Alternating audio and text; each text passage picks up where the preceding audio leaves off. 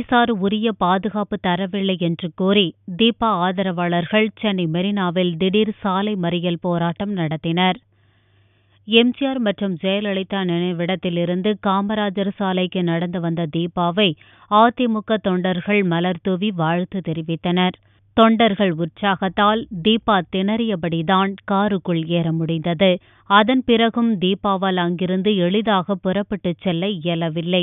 5 நிமிடங்கள் தொண்டர்கள் வெள்ளத்தில் சிக்கி மிகவும் மெல்ல கார் ஊர்ந்து சென்றது. தீபா சென்றபோது அவரது ஆதரவாளர்கள் முண்டியடித்ததால் கடும் நெரிசல் ஏற்பட்டது. நெரிசலில் சிக்கி பலர் கீழே விழுந்தனர். இதன் காரணமாக தீபாவுக்கு உரிய போலீஸ் பாதுகாப்பு வழங்கப்படவில்லை என்று கூறி அவரது ஆதரவாளர்கள் ஆவேசமடைந்தனர்.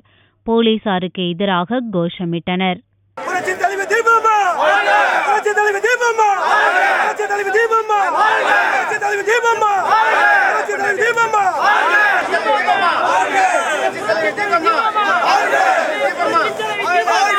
இதை அடுத்து தீபா ஆதரவாளர்கள் மெரினா கடற்கரை சாலையில் அமர்ந்து மறியலில் ஈடுபட்டனர்.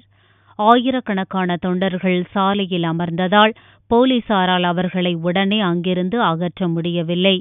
மறியலில் ஈடுபட்டவர்களிடம் போலீசார் சமரச பேச்சு நடத்தினர். 45 நிமிடங்கள் தீபா ஆதரவாளர்கள் மறியல் போராட்டத்தில் ஈடுபட்டனர்.